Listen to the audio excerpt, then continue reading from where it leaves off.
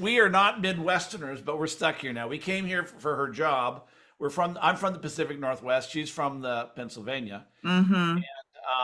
But the kids moved out here. And now Okay. the kids and grandkids, and so we're stuck. Yeah, yeah, We're now yeah. Midwesterners, whether we like it or not, but there's no mountains, there's no Right. ocean, there's Nothing. lots of cornfields and soybean fields. Right. Oh my goodness. Oh well. Anyway. Mm-mm. Wonderful. Well, good morning to some folk, afternoon to others. It is good to see you on the call today. This is our monthly regional brown bag luncheon. And so hopefully you have your meal before you and any libations that you're going to partake in today. We have a very good session today lined up for you. One of my colleagues and friends, we go way back in ministry together. And so we've been trying to connect all year to get Bill on this call. And so he is here with us. I am so excited to have him with us. And so I want us to spend the majority of our time today just hearing from him. He has a wealth of, first of all, passion for church and evangelism, transformation, spirituality. And so we just want to hear from him today. But what I want to do, let's go around and introduce ourselves. And then I will pray us in. And then we'll turn it over to Bill. And I gave him an open landscape, however he wanted to come to us today.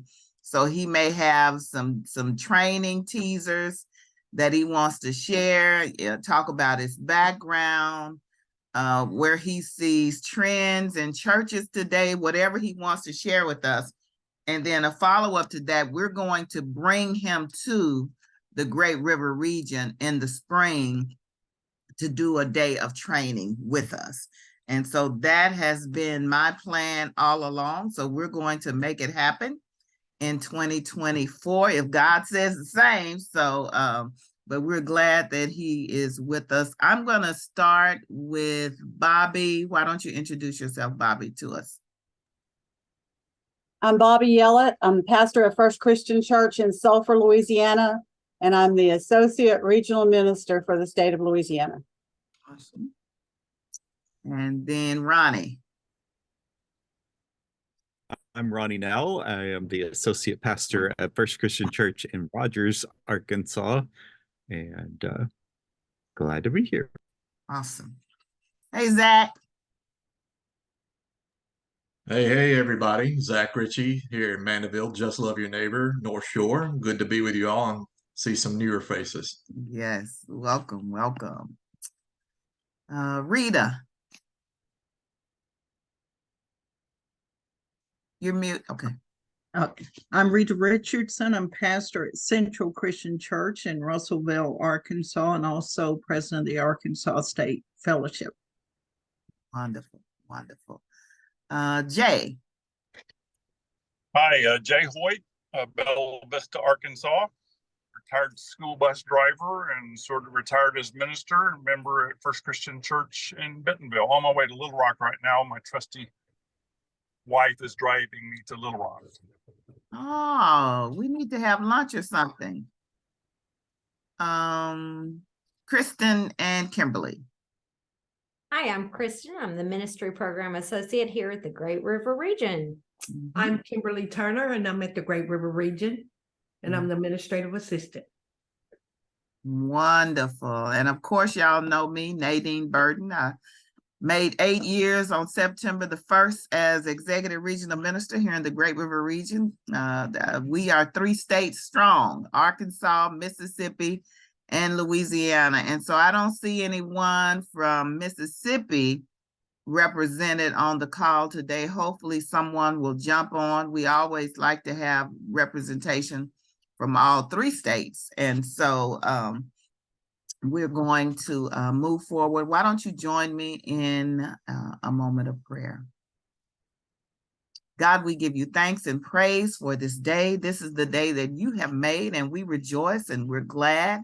We're joyful, oh God. It's November the 29th. We had a good Thanksgiving, oh God, with family and friends, and we thank you. We thank you for the Great River region, for the ministers who represent the Great River region, God, and all the work that we've accomplished here in 2023. But we know that the work continues, oh God. And so we look to 2024, oh God, to look at ways that we can be better leaders and congregations and shepherds over your people, oh God. And so we thank you for sending Bill Tenney Britton our way, oh God. We thank you for his yes and call to ministry, and for his expertise and skills, oh God, the passion that he brings. And so, oh God, we pray that you would use him in these few moments, oh God, to plant seeds within us, so that we can look forward to a new year of training and effective ministry among and with your people, oh God. We love you. We praise you. We pray for those who can't be with us, oh God, that you would just be present with them in their spaces of ministry on today. In Jesus' name we pray. Amen. Amen. All right. So I'm on. Is that? Yes, sir. All right. All right. Bill Tenney Britton, obviously we got that down. Let me just give you my brief story. I'll do the brief version. Nadine, I really appreciated you putting out the bio, and as I'm reading him, go, wow, it says I've done 4 books. That was about 8 books ago. So I've written a dozen books at this point. I'm the publisher and managing editor of Net Results Magazine, which is the nation's oldest church growth and evangelism magazine. Been around since 1980, started by Herb Miller in Texas, a disciples minister. I was raised in the Christian Church Disciples of Christ right up until 1968. My dad was the board chair during that transition year, and the fight broke out of the church. And my dad said, I don't go to church to fight. And so we went to an independent Christian church that wasn't in the fight, which happened to be a church plant. And at the age of 14, I was immersed in church planting and in evangelism, and felt the call to ministry like a baseball bat. As sitting in the pew under a man named Dan Anderson, who I've been looking for ever since and have not been able to find. But in any event, that lasted until I was 15 and discovered girls, and decided girls in ministry probably not compatible. I don't know why I thought that, but I was pretty sure that it wasn't. And so, finished high school, joined the Air Force, and was going to make a career out of it. And God sent a forklift to run me down, literally, and invited me to leave the military. So much for my retirement plans that I'd had. And bounce from job to job. I would go to a job, I'd be very good at it, and I'd get bored, and I'd leave, and bounce and bounce. And at 24, God taps me on the shoulder at about 2 a.m. one night as I was coming home from the pizza place that I was managing. And I was pretty miserable in my life. And God essentially said, listen, dude, you're trying it your way. Would you like to try it mine? And you might find you like it. And it's like, yeah, but I don't want to go in ministry. And he says, you can try it your way. You can do it my way. So I found my way back to, of all things, a Southern Baptist church, and managed to talk to the pastor. I'd been married and divorced and remarried, which of course is the unforgivable sin in the Baptist church.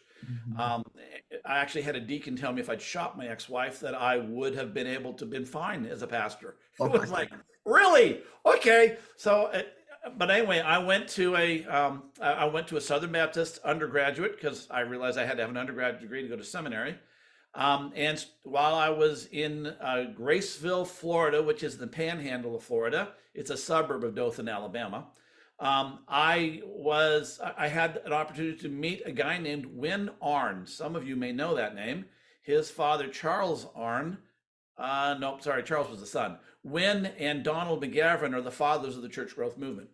Donald McGavran brought Win Arn into it. And Win Arn put his arm around me and said, listen, if you really want to do evangelism, which was my heart, he said, start churches. He says, don't be a pastor. He says, start churches. That's the best way to win people to Jesus. And so I made an arrangement with a church in Dothan, Alabama, and I started a church in Dothan. I had my first church plant. I was not even a junior And in fact, I was a sophomore in my undergraduate. As far as I can see, that church is still going and growing. And I started that church by knocking on doors and saying, if you died tonight, you know for sure you'd go to heaven. And in Dothan, Alabama, in 1986, everybody said, well, yes, honey, of course I did. Why? Anyway, so if I could get into their house, I could get them on their knees within 20 minutes if I was in the kitchen, and 30 minutes if I was in the living room. And I grew the living stew out of that church. We were standing room only. I was not the pastor because I was married, divorced, and remarried, so I couldn't be the pastor. I was the evangelist. I never got to stand in the pulpit. I used to play guitar, but mostly I evangelized and loved the job. However, in my third year of school, it became really apparent that I was never going to be able to make a living as a pastor in the Baptist church.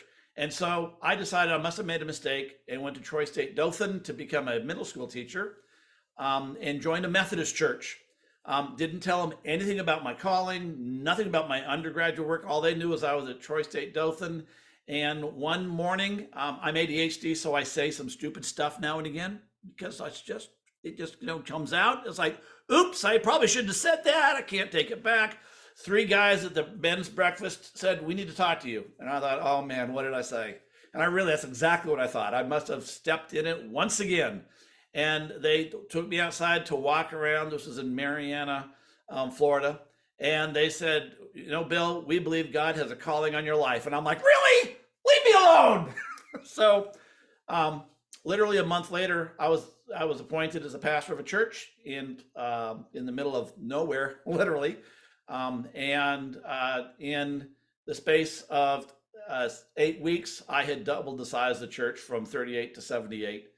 And I was on my way and went from there to Emory University, because that's where Methodists go in the South, or Duke, and Emory was closer, and led churches there. Halfway through my seminary degree, I realized I really wasn't a Methodist either, and found my way back into the Christian Church Disciples of Christ, where I was ordained with Fred Craddock and his wife, and that team. Met my wife Chris at seminary in the Hebrew class, and she had been Methodist, and she became disciples, and away we go. So in 1992, I was ordained. I believe she was ordained in 93. And I've been planting churches and turning churches around ever since. About 20 years into my ministry, having started 3 churches at that point and turned around a number of other churches. Bill Easom, who was a United Methodist pastor who had grown one of the first mega churches, that's contemporary kind of mega church, as opposed to the traditional churches that were just big. He grew a church from, as I get this right, he took it from 38 to 17 and then to 2,500. And he ended up starting 21st Century Strategies, and which was one of the early church consulting companies. He was a contemporary with Lyle Schaller and others, and Wynn and Charles Arnn, with the Church Growth Institute. And he had been going for about 10 years, and I came on his radar because I like to write, and he saw my books, and I liked his stuff, and he and I are cut out of the same piece of cloth, and he invited me to actually come on staff to work on his website. That was my entry into church consulting. And so he said, read it and update it and et cetera, and learn. And everything, I'd hung on everything he had to say anyway. And I worked my way into an associate, and then into a partner, and now I'm the CEO of the oldest church growth company in the United States. And we're not the oldest because we were started earlier, but most companies have been founded on a person like Wynn and Charles Arnn, and Lyle Schaller and Herb Miller, and they didn't have a succession plan. Bill did. We rebranded the company when the 21st Century actually got here, and changed it to the Effective Church Group, because 21st Century doesn't sound forward when you're in the 21st century. And he retired about 7 years ago, named me the CEO, and we've been running ever since. I've got all the degrees, the DMINs and everything in church growth movements and church planting movements and et cetera. I write, again, Net Results Magazine, etc. So all that's to say, that's who I am, the credentials that I have. I've actually served as lead pastor in 5 different denominations. It wasn't that I couldn't make up my mind. It was because God was preparing me to do the work that I do. And I work with mainline and as well as evangelical churches, kind of the cross section, depending on who needs me. I do on-site consultations, I do training, and I have a coaching cohort of pastors that I work with and help them grow their churches. So all that's me, written a bunch of books and blah, blah, blah. I'm going to share a resource with you here before we get off the call. I'll put it in chat so you can download it. So I'll stop there, ask if there's any questions, and then I'm going to launch into a quick training about Christmas Eve because it's coming up. And Okay. And to be fair, most of us blow it when it comes to Christmas Eve. We have wonderful services that do almost nothing other than we feel warm and fuzzy when we go home. And I'd like to help you change that. So first thing, any questions? So my question, Bill, is what do we do with evangelism today? Because we know that, you know, a lot of churches, we're not doing evangelism. You know, some of us are trying, some of us are afraid of the word. Well, we ought to be afraid of the word if we do it the way we used to. Right. 1986, knocking on the doors in Dothan, Alabama, said, if you die tonight, you go, you know, for sure you go to heaven. That worked in Dothan, Alabama in 1986. When my wife and I did a church plant in Seattle, guess what? That didn't work. Right. For a number of reasons. Number one, no one cares what the Bible says. That's your book, not my book.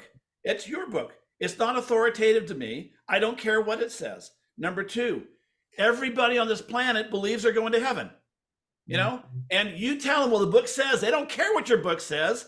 They don't care. It's irrelevant. Their logic that God is a loving God. Boy, we've pounded that home, haven't we, folks? Mm-hmm. God's a loving God, and God wouldn't send anyone to hell, right? And so they're convinced they're going to heaven. So most salvation sermons are a waste of your breath. And it's like preaching to the pig. You know, you waste your breath and irritate the pig. And so the bottom line is preaching our salvation sermons and doing our revivals. They do no good because we're either preaching to the crowd, people who are already converted or have left the church, the duns, if you will. Mm-hmm. The nuns don't show up, not the real nuns, the ones who have no faith belief. They just don't come, and they don't show up at our churches because there's nothing there for them. So if we're going to do evangelism, and I say this, I teach evangelism for Phillips Seminary. In fact, I'm in week 7 right now of teaching that course. Mm-hmm. If you're going to reach the unchurched, there's only one real effective way of doing it. Pastor, you got to get out of your office and go spend some time with unchurched people and unbelievers. They ain't coming to you. Right. No one comes to your office, please tell me about Jesus. I'm going to hell and I need that. That doesn't happen. If you're going to grow your church, if you're going to make disciples of Jesus Christ, if you're going to increase your baptism rate, you're going to have to go out to them, because here's a hint.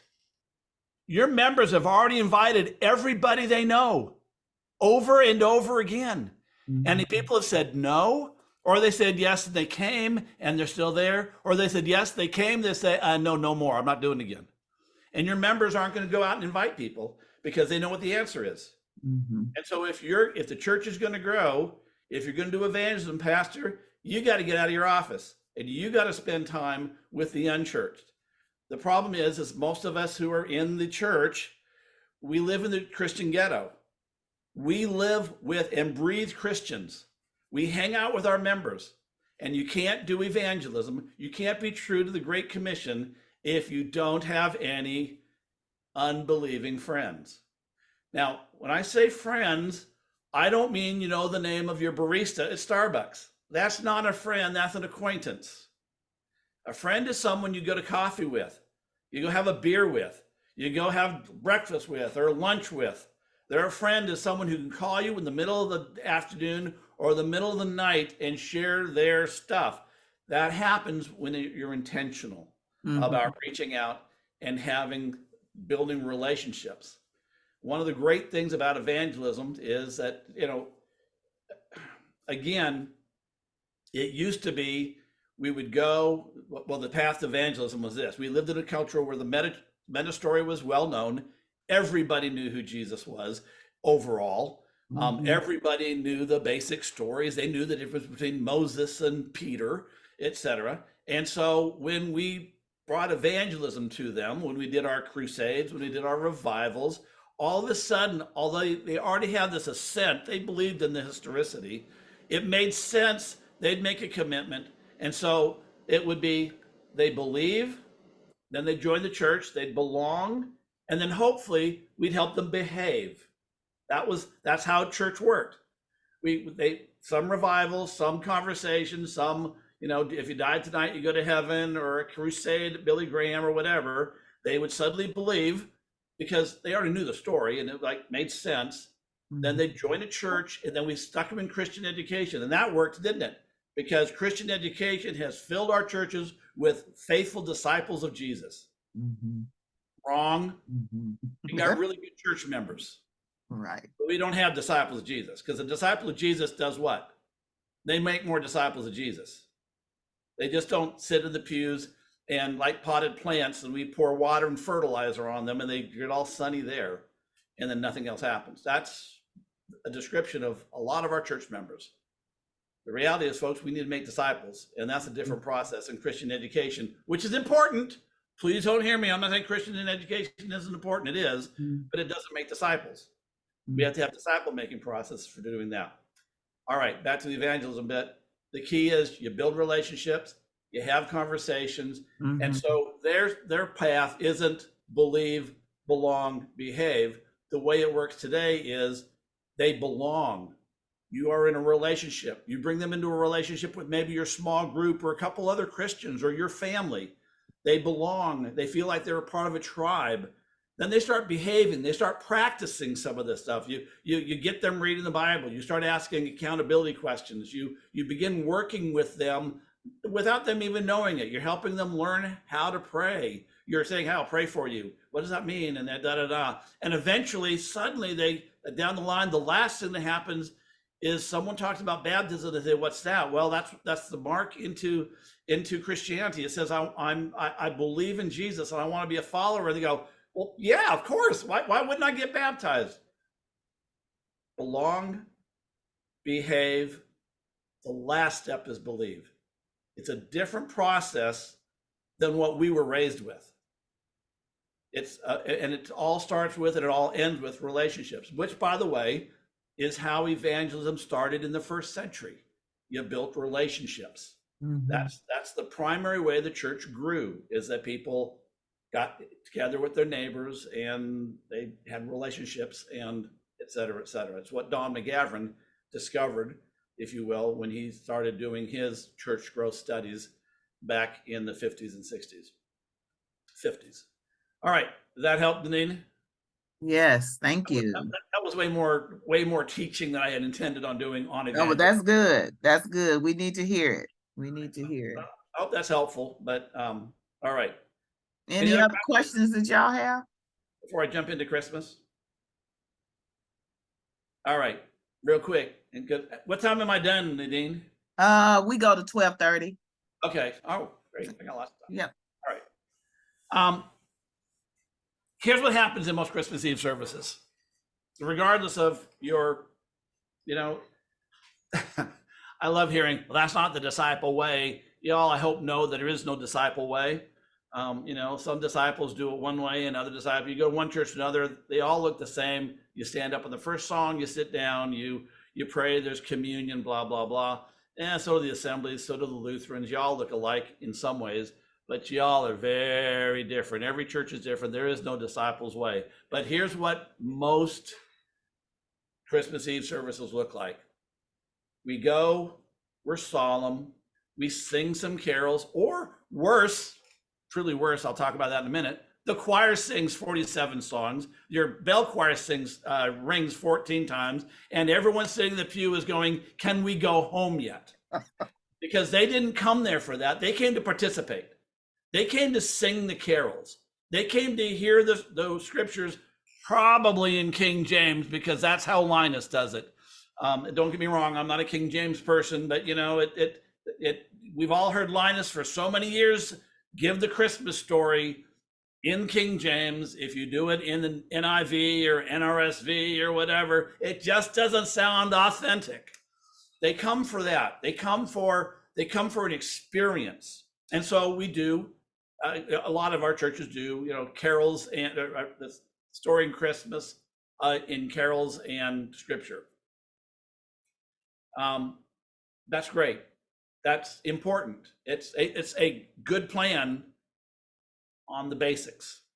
What is a bad plan is, don't get me wrong, I say bad plan, is the churches that are the big box stores that do the rock and roll and all the rest, and you wouldn't know it was a Christmas Eve service to save your life. There's an audience for that, don't get me wrong. It's not the people watching Hallmark. The people watching Hallmark movies want the old-fashioned lessons in scriptures and carols. That's what they want. We might want to think about that. So, two top mistakes that churches make. Number one, it's not participatory. Again, you roll out your choir who wants to shine, and your bell choir that wants to shine, and the soloists and the duets and the congregation gets to sing one or two verses of Silent Night while they light candles. Maybe they get to sing one or maybe another carol. Okay, it's non-participatory. And what happens there, number one, is it's beautiful, wonderful pageantry. It looks great, et cetera, and all your church people feel good, and your choir feels wonderful. But can I remind you that we're not here for us? Okay, this isn't about us. This is the one service in the whole year that is politically correct for someone who is an atheist to show up. Someone who is a non-believer. It's the only one that is politically correct to go to. Someone sitting in the cubicle at AT&T, and they say, oh, what are you doing this for Christmas? Oh, I'm going to my church for Christmas Eve service. If they said that on a regular Sunday, people look and go, why? Why are you doing church? What's there for you? On Christmas Eve, they may or may not say, wow, can I go? They will not look down their nose and say, why would you do that? Because it's a part of still our ethos in the United States for whatever reason.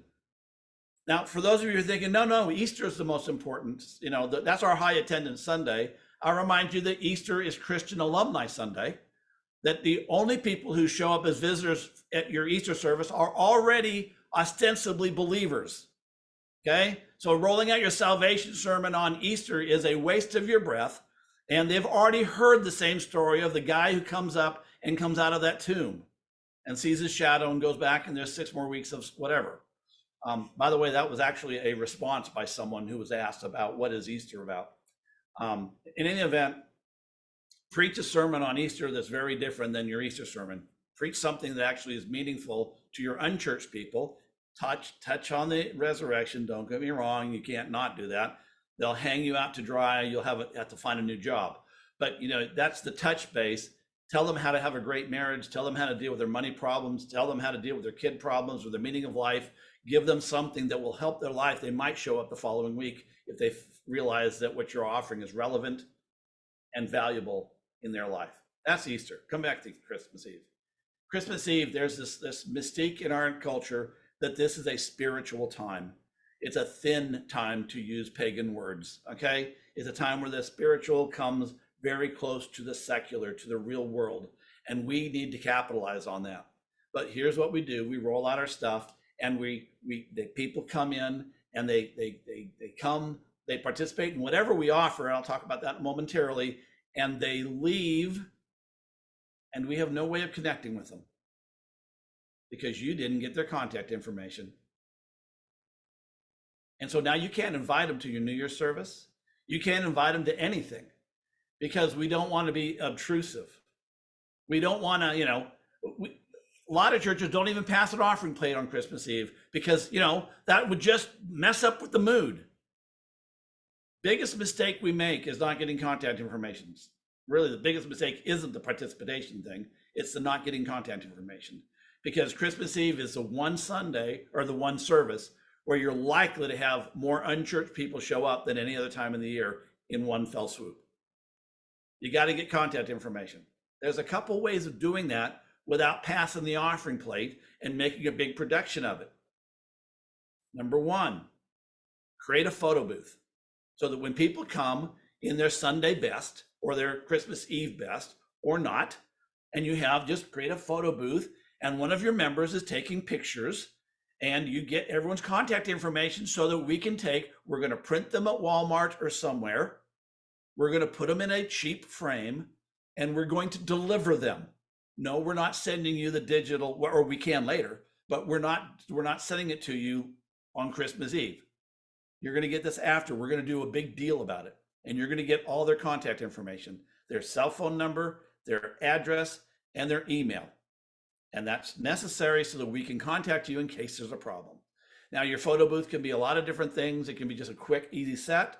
I worked with one church and they created a impromptu nativity set. They had no animals, okay? I mean, they didn't do the animals thing, but they had the hay bales and the manger scene and the shed and all that. And they had changes of clothes so that the kids could be wise men or shepherds, and mom and dad could be Mary and Joseph or whatever. They could be whatever they wanted. They had a lot of them so that we have one family, they'd get dressed up, they'd go stand, they'd get the picture, they'd come off, the next family was ready. They're taking their stuff off, someone else's, so that you need to have 3 sets. And it's a wonderful way. It's participatory, it's fun, and you get the contact information. That's one way of doing it. Another way of doing it is to put together a big old beautiful Christmas basket. I'm not talking about with turkey, okay, because they needed that the day before so they could cook it, okay? I'm talking about, I don't know, you can have bath salts and bubble bath, or you can have, crackers and whatever. You want a beautiful basket with a big presentation. It's a door prize. And everyone comes in, you get them to sign up for the door prize, and we will deliver this to you the day after Christmas. So someone's got to go out and do that. And so you've invested $50, $100, or if you're really got the time and the people, you can find retailers who will give you most of the stuff that's going to go in it, and you make it all pretty, and you get everyone to sign up for it. And everyone will if it's nice enough. And, and just everyone comes in, they put in their again, email, cell phone, address, and you're going to deliver it the day after Christmas. You'll get the contact information. Now, here's what often happens. We get that contact information, we do nothing with it. It sits in some folder, it sits on some clipboard, and we have no flipping idea what to do about it. So here's your schedule, Pastor. The day after Christmas, or 2 days after Christmas, if you're a Boxing Day kind of person, you're going to write a personal letter, note card, to every stinking visitor. It isn't going to be that many unless you're in a really big church. And I'm guessing if you're on this call, you're probably not in a really big church, okay? So you're going to have a handful of visitors, maybe 5 or 10, okay? And you're going to write a handwritten, hey, it was great having you, great, blah, blah, blah. And so won the door prize if that was what you did, or hey, we'll be contacting you with your framed picture or whatever. Glad to have you. My next sermon series starting next week is looking at who's your target audience, people. Who are you trying to reach? And some of you think, well, we want everyone to come. If you're targeting everyone, I can tell you who you're targeting. Your existing church members. That's who you're targeting. You're creating a worship service that is for them. It's not for the unchurched. And so by choosing a target audience, you actually are diversifying your congregation. Well, we don't want to exclude anyone. If you exclude anyone, you're not worthy of being a pastor or a disciples congregation. In fact, you should not call yourself a church. I don't care who they are, they're welcome. But when it comes to reaching people, even Jesus had a target. What was his target? The lost sheep of Israel. Who was Paul's target? The Gentiles. He went to the Jews, but he was pretty, etc. Okay, even God had a target, the Hebrews. Okay, and their job was to be a light to the Gentiles, but he chose the Hebrews. You got to have a target audience. So whoever your target audience, whether it's empty nesters, I work with a number of churches in my growing church network that are targeting empty nesters. But the sweet spot, of course, is everyone wants to reach the young adults. That's great. Pick your young adults if that's who you want to reach. whatever it is that you're trying to reach, then you create sermon series and events based on their not their felt needs, what's their pain points, the things that keeping them up at night, things they lose sleep over. And how do you find that out? You don't do it by going to your church members and saying, what are you losing sleep over? Because they're church people. Church people are clueless about what unchurched people think. They think they know what unchurched people think. And so they put together events like, I don't know, movie nights. We're going to have a family movie night. We're going to invite the neighborhood and everyone's going to come. What they don't know is, of course, that everyone they're inviting already has Disney Plus. Why would they go sit and watch a movie with a bunch of strangers that they don't really know if they're going to like, and they can stay home in their pajamas, pop their own popcorn, and put peanut butter on it if they want to, and not go anything. So the only people that show up at your movie night are your members and the 3 neighbors that you cajoled, bribed, or guilted into coming. And then we go, well, I don't understand why that didn't work. Well, it didn't work because you didn't have a conversation with those who were outside the church. You tried to do it for those of us inside the church. And we are clueless about what the unchurched people think, want, or all the rest. So you have to go have conversations with those people in your community and find out, what are they losing sleep over? What are their aspirations? What do they want to accomplish in their life? What do they want for their kids if they have kids? What do they want now that the kids have moved and gone and now they don't know what to do with their lives, etc. And then you design sermon series, and you design events that answer the issues. And that's what you preach. And that's what so when you're writing your letter to your people who visited, you say whatever, and here's my recommendation. Find out what their number one most pressing stress point is and address that in January. If it's finances, you do 4 weeks on finances. Please not how to tithe. Don't use the word stewardship. No one knows what that means. And if anyone who does, they run. Okay? That's the story of the talents. Do you know what that story is really about? It's about investing your money in ways that you get a return on your investment. Why don't we teach financial literacy in our churches? Jesus did. Duh. But we don't want to talk about the money. We only talk about it in October when we have to raise the budget. Jesus talked about money more than he talked about anything else except for the kingdom of God, money and wealth. And he never once says, and you ought to tithe. Anyway, whatever the main issue is, when you write that letter to them, you say, hey, and we got this sermon series coming up, or message series. Sermons sound kind of baggy-ish. Got a lot of baggage with that. I'm having a message series coming up, always called Mind Conversations. We're having a conversation coming up in January. We're going to be talking about how to have more money the month. You need a good title, a title that does 2 things, that catches their interest and expresses whether they can read it and decide whether this sermon is going to be valuable to them, whether it's going to solve a problem. If you don't do really well on creating titles, ChatGPT will do it for you. It's brilliant at that. You don't have to use ChatGPT to write your sermon, but once your sermon's written or your outline's written, throw it in ChatGPT and say, I want 10 compelling titles that catch people's attention and express what the sermon is about. And it'll give you 10. If you don't like them, say, give me 10 more until you get one you do like. Is that a free service somewhere? ChatGPT? Yeah. Oh, okay. Yeah, you don't have to use there's a paid version, ChatGPT 4.0 and ChatGPT 3.5, and that's free. And hold on a minute. Have y'all heard of that, Ronnie? Okay. You have, haven't you? I'm behind the ball on that. All right. I was going to say, if you don't know, here I'm dropping the link in. Okay. There you are. There's ChatGPT. Learn how to use it. Don't write your sermons with it, but it can give you really good ideas on sermon series, by the way. Okay. And I tell you what, it writes all my questions. Whenever I do a sermon, I have a question and answer, fill in the blank kind of thing, like Rick Warren does, because some people like that. Some people don't. They don't have to do it. But I always provide it because that's how some people learn. They write. That would be me.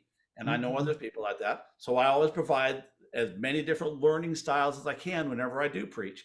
And ChatGPT will write them for me. Here's my sermon. I need 5 questions, 2 from the Bible, 2 from my sermon. And he gives them to me. And I go, yeah, that's good. I don't like that one. I like that one. Good. Boom, I'm done. Anyway, back to the letter. You said, hey, there's an upcoming sermon series. And you send that out on the day after your first day back to work. Okay. And if you have a down week, get over it. Work one of those days and write those darn letters before the next Sunday. If you're not in a down week, then let's just go, since this week, Monday is the day after, it's Boxing Day. Monday is Christmas, right? Yeah. So Tuesday, you send the letter. On Wednesday, then if you have a newsletter list, you send them the newsletter. If it's physical, you put it in the mail. If it's email, you email it to them. On Thursday, I'm having to readjust because of the way this week is. On Thursday, you do nothing because that's when your letter is going to arrive to them.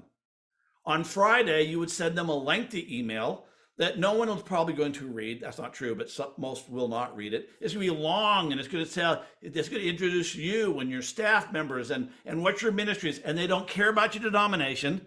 They don't care about the general church. Sorry, Nadine. They don't give a rip about the region. All they care about is the ministries that affect them and the ministries that you're doing in the community that are doing good things. And you just tell them all these things. We have children's ministry and we do this and da da da. And you write that email in Google Docs so you can cut and paste it every time, because it's going to go out the same way every time. And it's introduction to the church. This is who we are. And that goes out on, Thursday, Friday. Friday, I guess it is.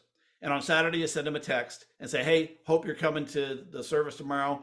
This is my, the sermon is this, and I'm covering that. Just short, sweet invitation. Now, I know some people go, man, that's an awful lot. That just seems like you heard it all in one 15-minute bite.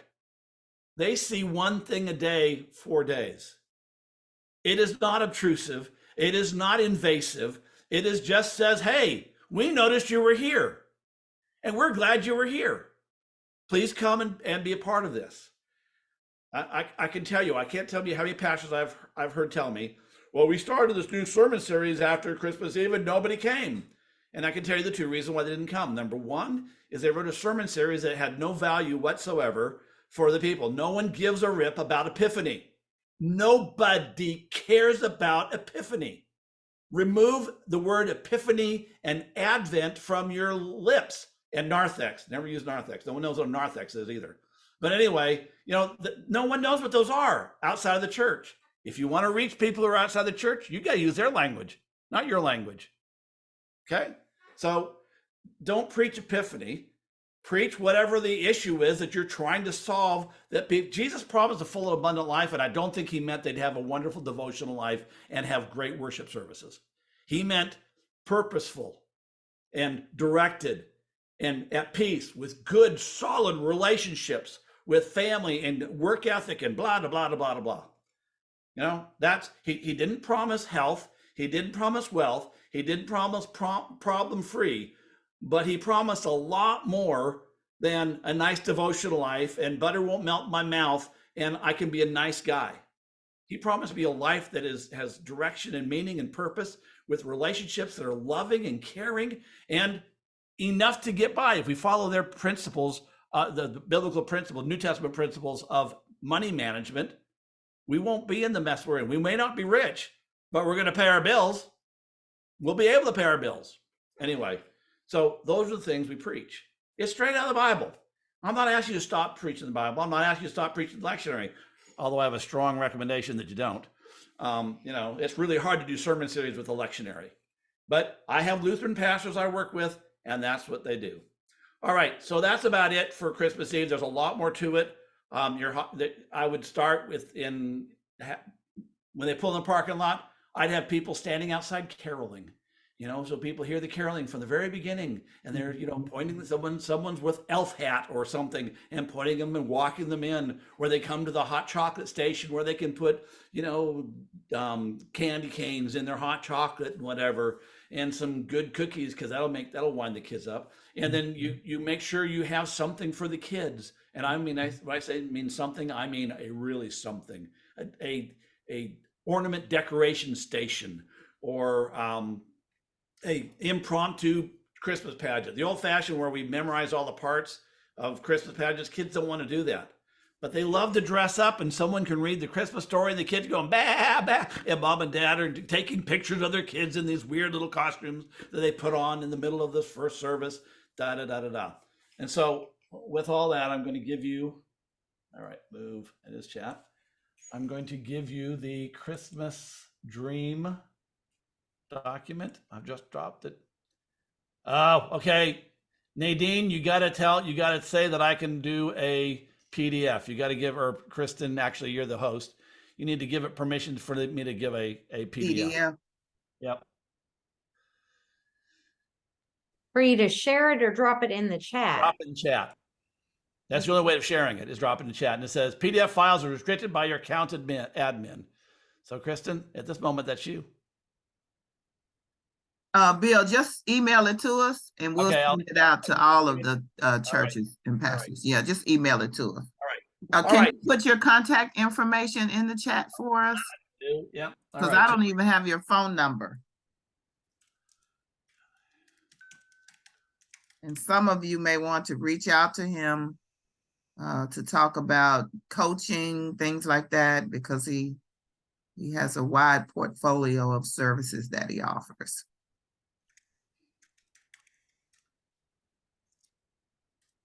This is really good stuff. If I had a church, I'd be trying to implement some of it. I have a church I have a coaching group.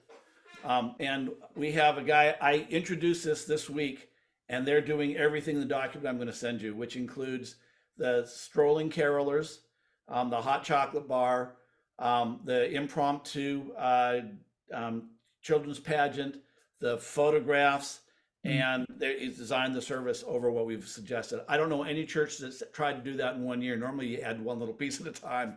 But I can tell you, folks, you have the opportunity to be the church that people want to go to, because of you put together a Christmas Eve that is so memorable, and it's laden with tradition, but you've added new parts to it, some innovation that the kids will want to be there, the parents will want to be there, the grandkids will want to be there.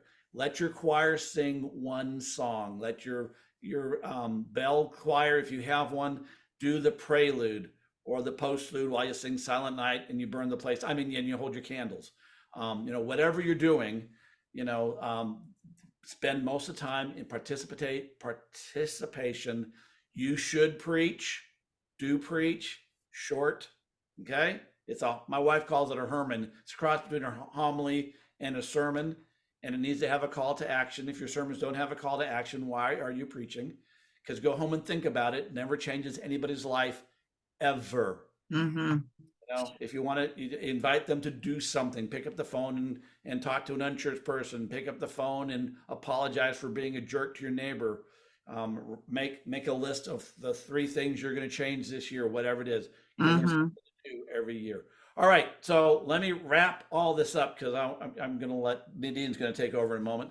And I just want to share that I do work with pastors of churches of anywhere from, I have one pastor I'm working with 5 members in his congregation, and I work with very, very, very, very large churches, and everything in between. I do have a coaching program that is a coaching and training program. Everything you've heard today, they've been getting forever. And away we go. That's pretty much okay. Let me try that. Let's see if we can get in there. Oops, Kristen, take it to everyone and drop it in there. Nope, still can't.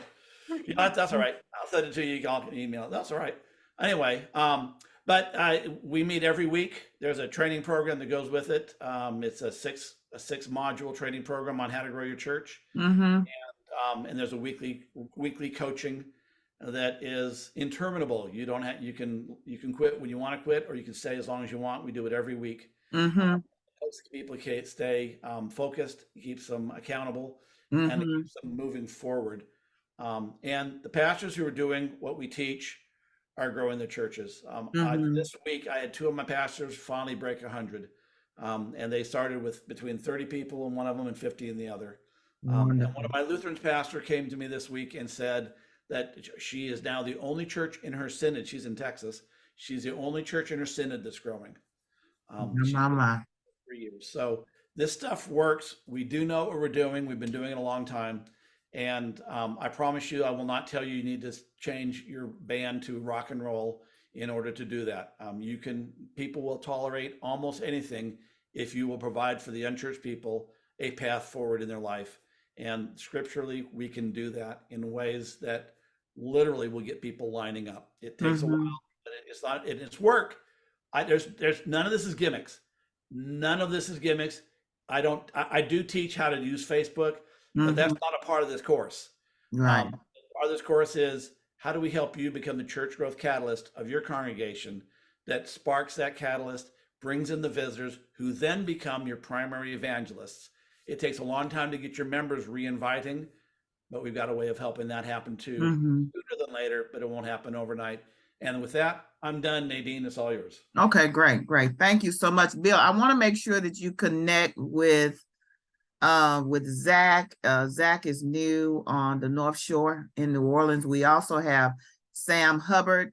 Sam is on the South Shore, and he's pretty much starting from scratch with First Christian Church, Greater New Orleans, in a parallel church start. So I would love for you to connect with both of them, because you've got some really outside of the boundary ideas that I think all our churches need. You know, we're so comfortable. It's just as you said. We don't like to hear it, but it is just as you are describing in a whole bunch of our churches. Okay. And so chat, go I just ahead. put a link to get on my calendar if you want to have a conversation. Okay. There is an intake form, so I know what the heck we're talking about. So don't be freaked out when it asks questions. You can answer whatever you want to. I think you have to answer them, but you don't have to give it all factual. If you go, I'm not telling you how much my congregation gives. That's all right. That's just for me to help you. Anyway. Yeah. And then Rita and Bobby, y'all are small churches, but I know you could benefit from some of the things that he's talking about. Most of my churches are small that I work with. Yeah. So don't feel like, well, he's not talking to me, because he is. He's talking to all of us. So, and then of course, Ronnie, you can take the information back to Sean. We are recording this session, Bill. We didn't ask you permission, but you asked me before. You absolutely. Okay, cool. So we will send out the resources that you shared along with the recording to all of the clergy, because we have maybe 170 clergy in our database. Awesome. And so we want to make sure that they get access to this information. And I'm going to follow up with you, Bill, to look at some dates in 2024. Because while you were talking, I'm thinking, because we're 3 states, you know, I may have to bring you to Arkansas and then to Mississippi and Louisiana to do one event with them, and then do one event in Arkansas. I love New Orleans.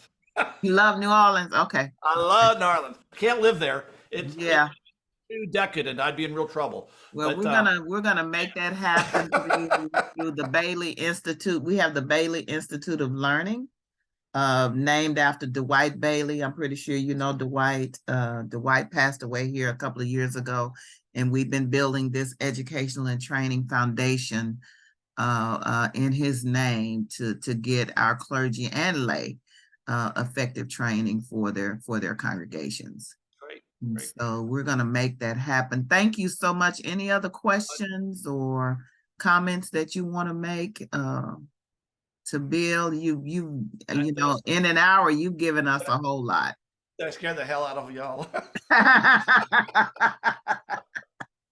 You didn't scare me. I'm passionate about this. I believe I did not get in the ministry so that I could hold hands in the hospital. Yeah. I got in ministry so I could make disciples of Jesus. And what I do now is an extension of that ministry because Yeah. I had a pastor just last week talk about the 10 baptisms they've done in the last month. I'm Mhm. going, that's a win for them, but that's a win for me because I've helped them to be faithful in the Great Commission. Right. That's why I'm in ministry. That's the Right. reason I'm in ministry. So. And also, thank you for making the connection. We were at the clergy lunch on Monday, and Miles shared that every year Pinnacle Outreach Ministry would give a subscription to all of the clergy in the Great River region to the Net Results magazine. And so we need to go back and look at that because I don't know if we've done that over the last 1 or 2 years. I can tell you no. So I'd be happy to make that happen again. Yeah, we need to pick that back up and make it happen. So Yeah. we'll revisit that as well. All right. All right. Well, Bill, we will release you at this point. Thank you so much, and I'll definitely be in touch. Okay. All right. And I will send you a note with the link. Okay, great. Thank you. All right. Blessings all. You have a wonderful holiday. Great. All right. Bye-bye. Anywhere else. Bye. Yes. Wonderful. All right. So we're going to get off of here. Anything else? Y'all getting ready for Christmas? So you got some new ideas and stuff now. So we will see you. We won't meet in December because the offices will be closed beginning December 22nd, and we'll reopen on January the 2nd. So we'll be closed. So we won't meet, when is that? On December the 27th. So we'll pick back up on January the 24th at 11:30 a.m.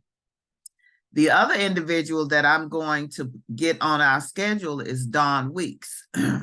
Dawn and Joe Weeks, they are in Odessa, Texas, and they've done a turnaround of a dying congregation downtown Odessa. And so they've written a book. I believe it's called Breakthrough. Is that it? Breakthrough. And so you want to get your hands on a copy of that book because I am going to be bringing Dawn and Joe to speak with us on this call at some point when we can get on her calendar.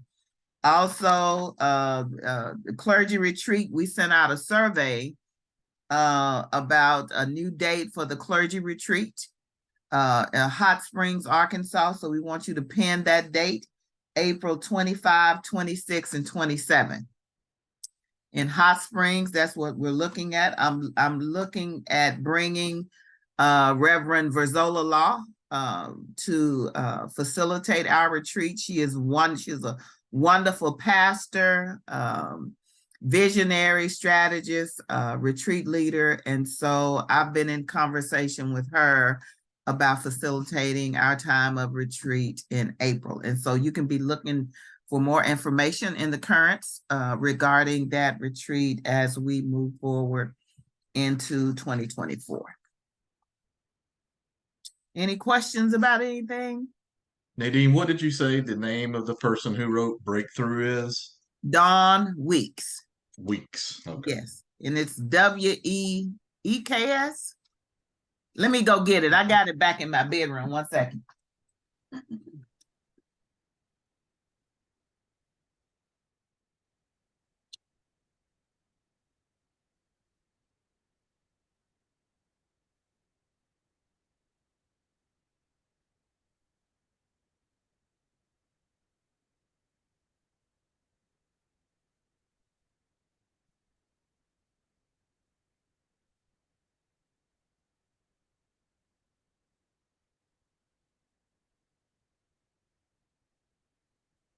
Yeah.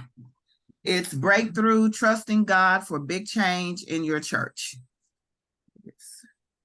And it's Weeks, Dawn Weeks. And it's a Chalice Press book, so you can get it on Chalice Press. You may be able to get it on Amazon too.